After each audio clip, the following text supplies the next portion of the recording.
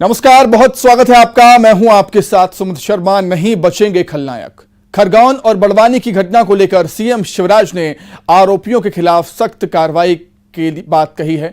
उन्होंने कहा है कि कानून अपने ढंग से काम करेगा, दोषियों पर सख्त से सख्त कार्रवाई होगी। सीएम ने कहा कि किसी को भी नहीं छोड़ा जाएगा। सीएम ने कहा कि आरोपियों की पहचान कर ली गई है।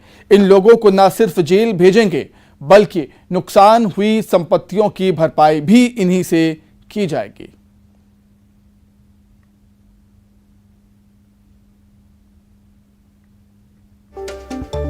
भूतपूर्व उत्साह के साथ मनाई गई। इन खरगोन में दुर्भाग्यपूर्ण घटना हुई है। दंगाई छोड़े नहीं जाएंगे, कठोरतम कार्रवाई की जाएगी।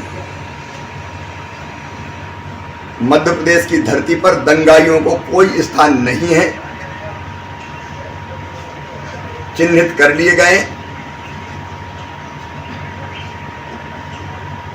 और केवल कार्रवाई का मतलब जेल भेजना नहीं है।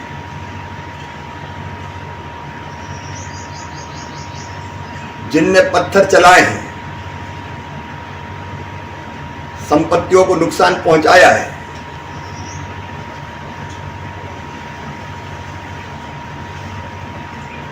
उनको दंडित तो किया ही जाएगा।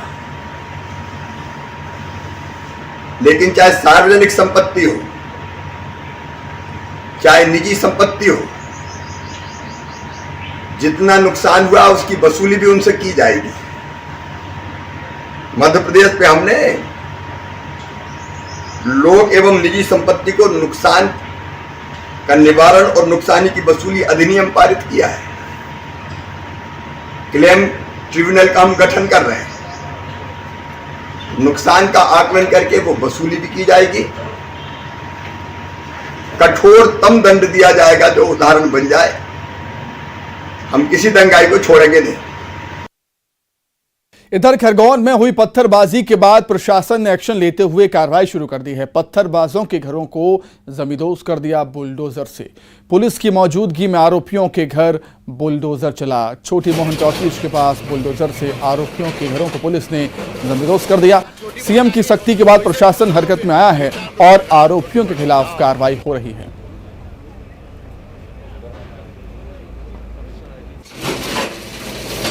उधर खरगोन में हुए विवाद को लेकर गृहमंत्री नरोत्तम मिश्रा ने कहा है कि ये माहौल बिगाड़ने की कोशिश है, साजिश के तहत ऐसा किया जा रहा है। विपक्ष पर हमला बोलते हुए नरोत्तम मिश्रा ने कहा कि 5 राज्यों में हार को विपक्ष पचा नहीं पा रहा। गृहमंत्री ने कहा कि पूरी घटना की समीक्षा की जाएगी। उन्होंने कहा कि घटना में शामिल किसी को भी छोड़ा नहीं जाएगा।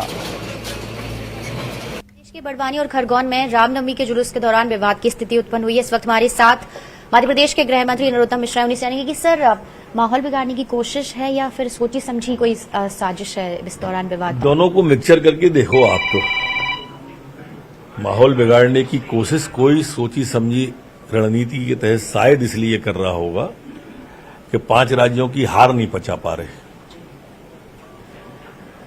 402 विधानसभा में अगर 2 सीट आएंगी तो बौखलाएंगे तो है। टुकड़े टुकड़े गैंग की जो स्लीपर सेल बन के काम कर रहे हैं, वो एक अलग क्रोनोलॉजी के तहत काम कर रहे हैं। सबसे पहले अच्छा, जेएनयू में जब देश के टुकड़े होने की बात करी तो सबसे पहले मिलने तो राहुल गांधी गए थे ना।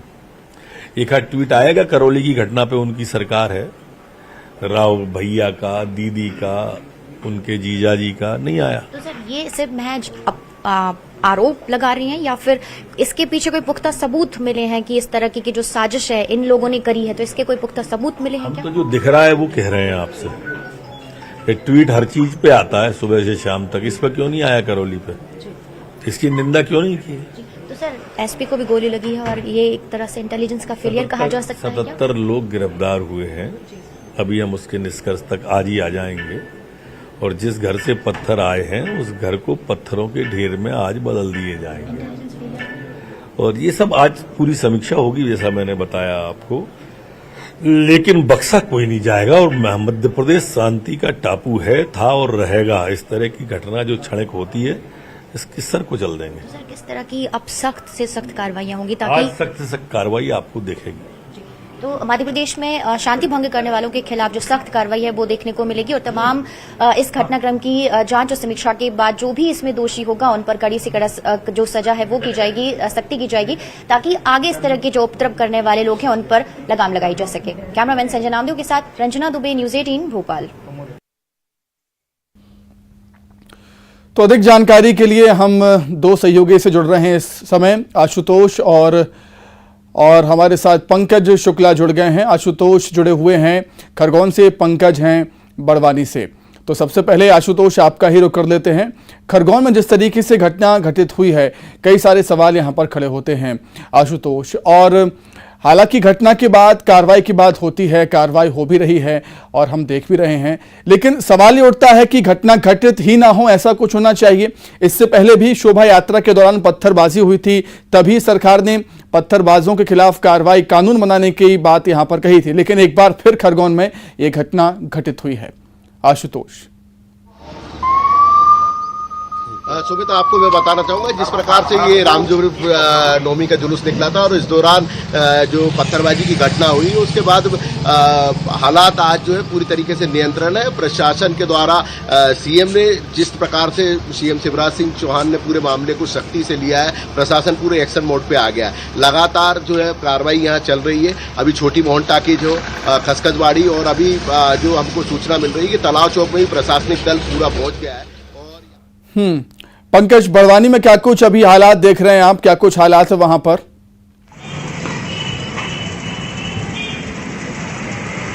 बिल्कुल जिस तरीके से प्रदेश के मुख्यमंत्री शिवराज सिंह चौहान ने जो प्रदेश में जो अपनी तरफ से संदेश दिया है, कड़ी चेतावनी दी है, उसका असर बड़वानी में देखने को मिला है।